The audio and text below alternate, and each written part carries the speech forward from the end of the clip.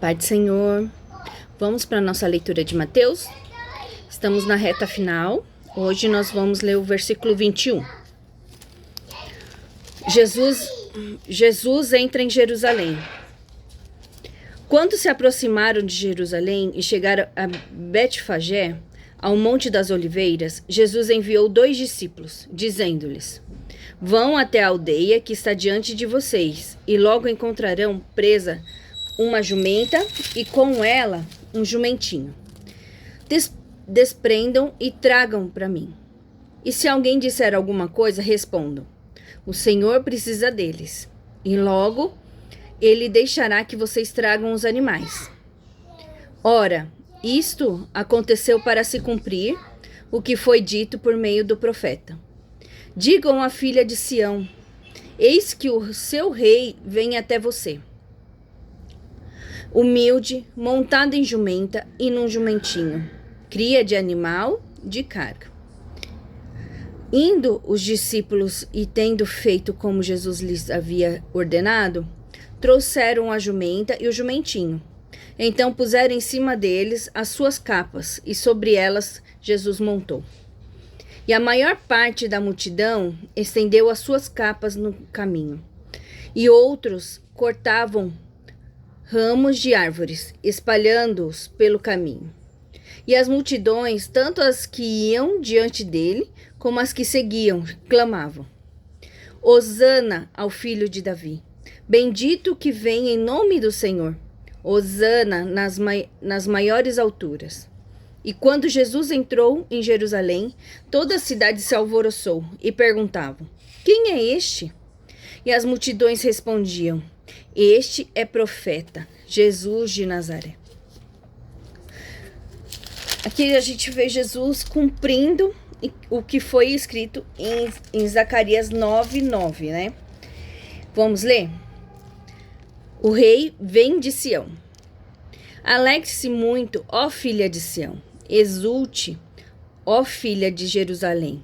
Eis que o seu rei vem até você, justo e salvador, humilde, montado em jumento, um jumentinho, cria de jumenta. Ai, que coisa linda. Deus confirmando o que foi falado pelos seus profetas, né? Antes de Jesus.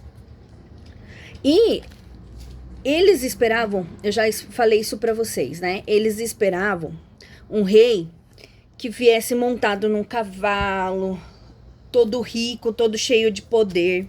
Eles esperavam um rei guerreiro, como Davi foi. Então, a gente vê nesse caso que Jesus, ele, como que foi falado em Zacarias, né? Eis que o seu rei vem até você, justo e salvador, humilde. Então, mostra as características de Jesus que nós conhecemos, né? Que ele é o nosso salvador, ele é justo, ele é humilde. Então, Jesus vem de uma forma humilde, montado num jumentinho. E por que a jumenta vem junto se ele tá no jumentinho, né? Porque Jesus, tudo é novo, né? Tudo é novo, tudo é puro. E esse jumentinho, ele era um animal que nunca tinha sido usado. Precisava ser uma jumenta que é um animal de carga. Então, que aguentava muita coisa, né? E como Israel é um terreno difícil a caminhada, tem muitos altos e baixos, pedras, desertos. Então, tem alguns tipos de animais que conseguem transitar por ali. E a jumenta, para carregar as coisas, é mais fácil. Ela aguenta muito peso e ela consegue carregar, né? O Jesus ia ser o primeiro a montar nesse jumentinho.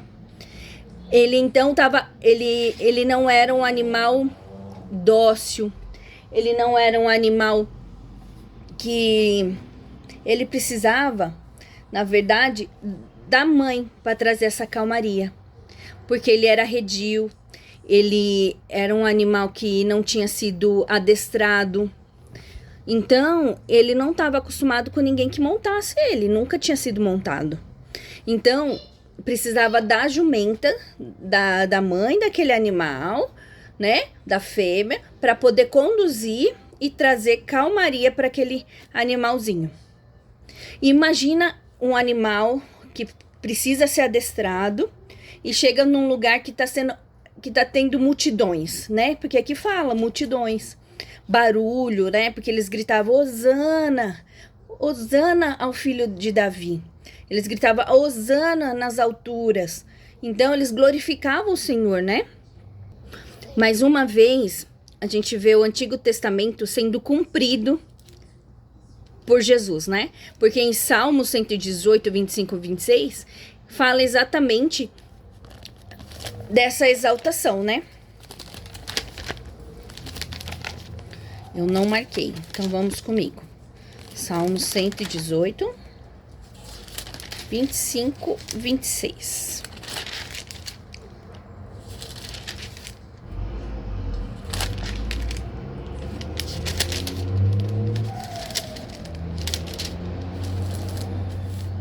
Ó, salva-nos, Senhor, nós te pedimos.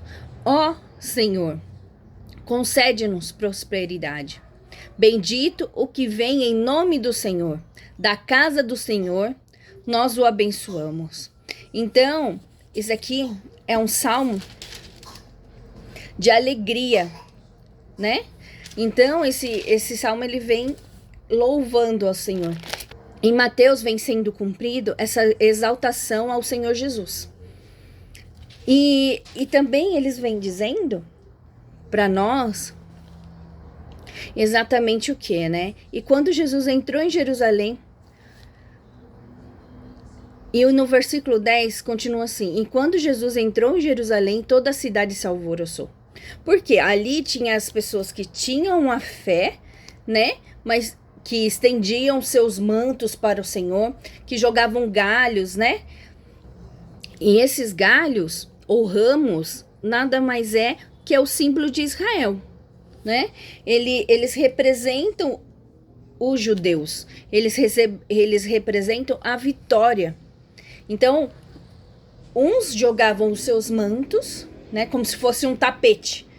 Quando a noiva tá passando, é estendido o tapete e vão jogando rosas. Foi mais ou menos isso. Jesus vai passando com o jumentinho, eles jogam suas capas e jogam os ramos, né? Que representa a vitória, né? Do povo de Israel. Então Jesus passa de forma humilde ali.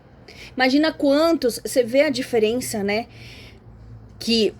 Porque quantos entravam em Jerusalém? Com jumentinho, com jumenta, mas a forma que Jesus entrou mostra a autoridade, mostra a palavra, o Antigo Testamento sendo cumprido através da vida dele. Então a gente vê esse alvoroço que a palavra nos traz.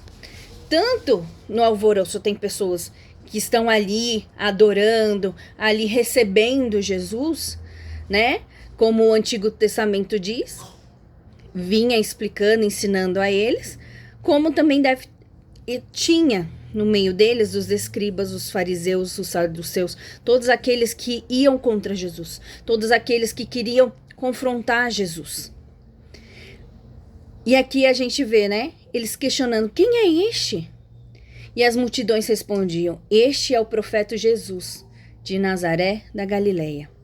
Alguns não sabiam, né, reconhecer talvez a figura messiânica de Jesus. Porém, vê nele um profeta, mas o exalta e o adora. E Jesus, mais uma vez, faz cumprir a palavra, o Antigo Testamento, através da vida dele. Todas as palavras que foram ditas profetas. Versículo 12. A purificação do templo. Jesus entrou no templo e expulsou todos os que ali vendiam e compravam. Derrubou as mesas dos cambistas e as cadeiras dos que vendiam pombas e disse-lhes: está escrito, a minha casa será chamada casa de oração, mas vocês estão fazendo dela um covil de salteadores. Cegos e coxos se aproximaram de Jesus no templo e ele os curou. Mas quando os principais sacerdotes e os escribas viram as maravilhas que Jesus fazia e as crianças que gritavam no templo, Hosana ao filho de Davi, ficaram indignados e perguntaram a Jesus: você está ouvindo o que estão dizendo? E Jesus respondeu: sim. Vocês nunca leram? Da boca dos pequeninos e crianças de peito tirastes o perfeito louvor. Salmos 8, 2. Vamos para Salmos 8, 2. Da boca de pequeninos e crianças de peito suscitas-te força por causa dos teus adversários, para fazeres emudecer o inimigo e o vingador. Aqui, com essa palavra, ele fez se calar todos aqueles que estavam questionando ele, né? E deixando-os, saiu da cidade e foi para Betânia, onde passou a noite. A gente pode ver, né? Muitos se questionam, né? Ah, você tem que agir como Jesus, mas e a mansidão, sim. Só que nós temos que nos posicionar como cristãos. Porque muitas pessoas às vezes acham que pode passar por cima de nós, que pode fazer o que quer conosco. Jesus enfrentou os fariseus que questionavam os seus discípulos. E ele mostra que eles têm mestre. Porque nenhum mestre, né, nenhum conhecedor da palavra podia questionar outros, né, outros discípulos que já tinham mestres. Eles não poderiam ser questionados, porque eles já tinham alguém que ensinava. E eles iam questionar. Tem uma passagem que eles estão no pé do monte e Jesus sobe para orar. E eles são questionados ali. Quando eles são questionados, Jesus desce. E Jesus entra na frente deles e se põe, né, na frente deles, cuidando, enfrentando toda aquela situação e mostra, eles têm mestre, né? Então, Jesus, ele tem autoridade, ele se coloca ali, ele evita situações, como ele evitou, foi embora em algumas situações, porque não era o momento de confronto. Mas, neste momento, o que Jesus faz? Porque a casa do Senhor é santo, a gente não pode fazer qualquer coisa sem direção de Deus. Cada metro quadrado da casa do Senhor, o templo e a igreja é do Senhor Jesus. Antes dos nossos pastores levantar as paredes, é feita uma oração, colocada uma Bíblia como alicerce daquele lugar, entregando ao Senhor, santificando aquele lugar para o Senhor Jesus, né? Para Deus. É a casa de oração. Então, o que eles faziam ali? Ao redor do templo. Ao redor do templo era murado. Então, ao redor ali, eles faziam vendas de animais. Por quê? Existiam os sacrifícios, né? As adorações através de animais.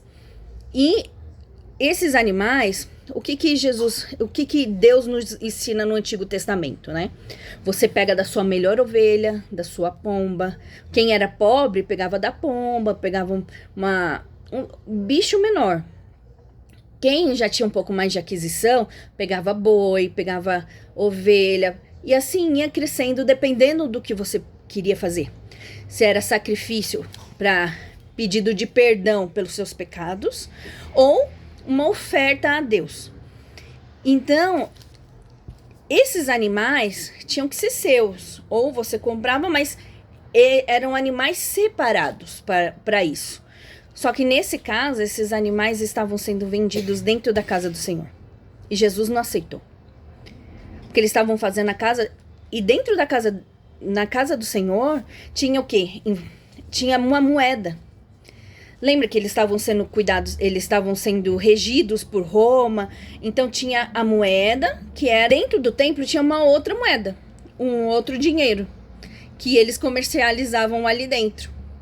Então, Jesus se indignou com tudo aquilo e jogou para cima as bancas chamou eles de hipócritas, falou que covil de salteadores. O que é covil de salteadores? É bandidos.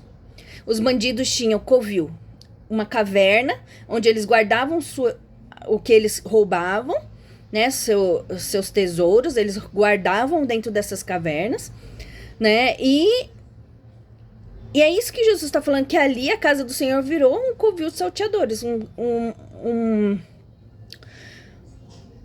uma caverna de ladrões.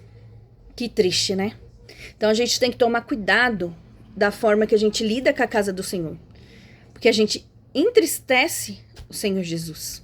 A gente entristece a Deus. Porque cada lugar ali é consagrado ao Senhor. Então a gente tem que tomar cuidado com o que a gente faz, o que a gente fala, como a gente cuida da casa do Senhor. Né? E Jesus, mesmo, né, quebrando tudo aquilo, derrubando as mesas, ele ainda curou cegos e coxos. Ele ainda continuou ministrando, ele continuou exercendo o seu ministério, né?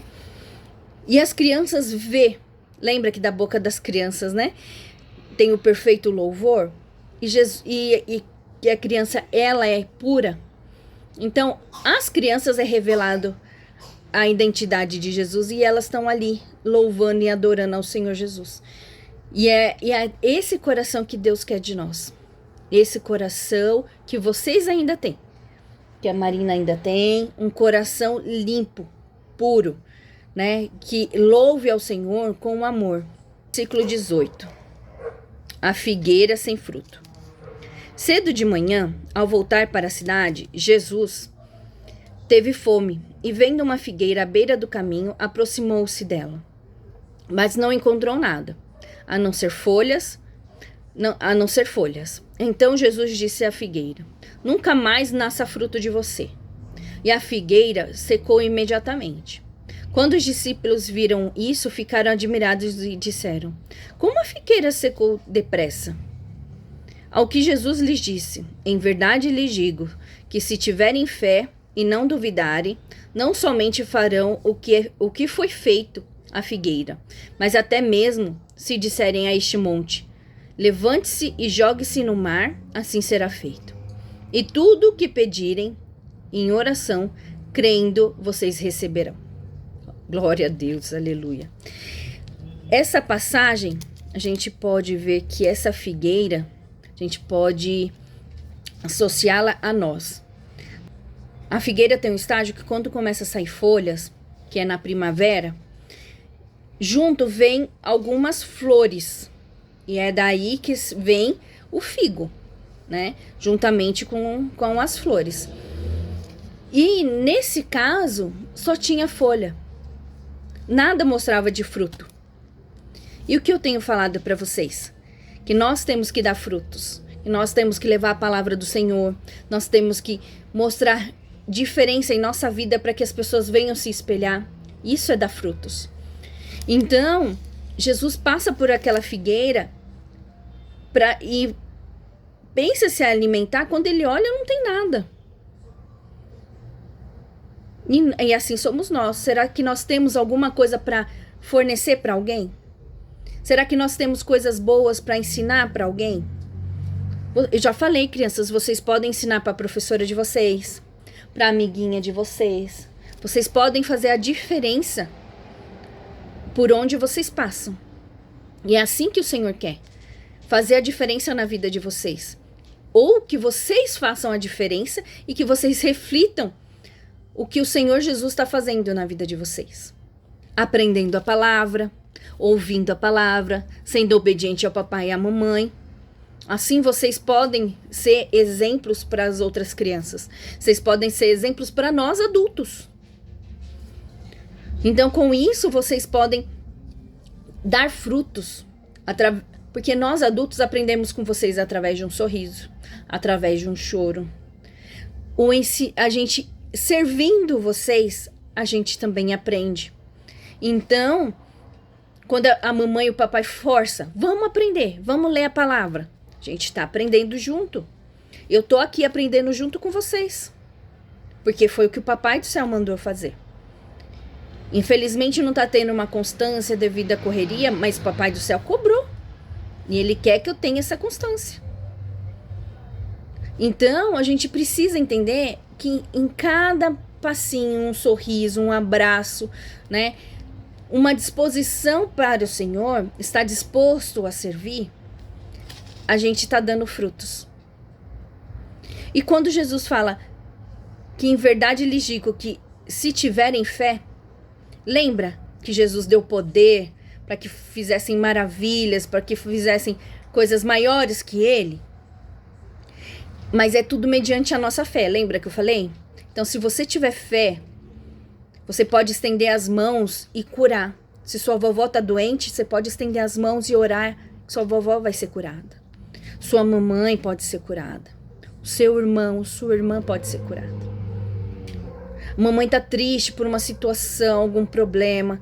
Você pode orar e pedir para o Senhor trazer felicidade e calma e paz para a vida da sua mãe, do seu pai.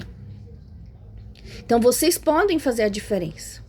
Vocês precisam ter fé.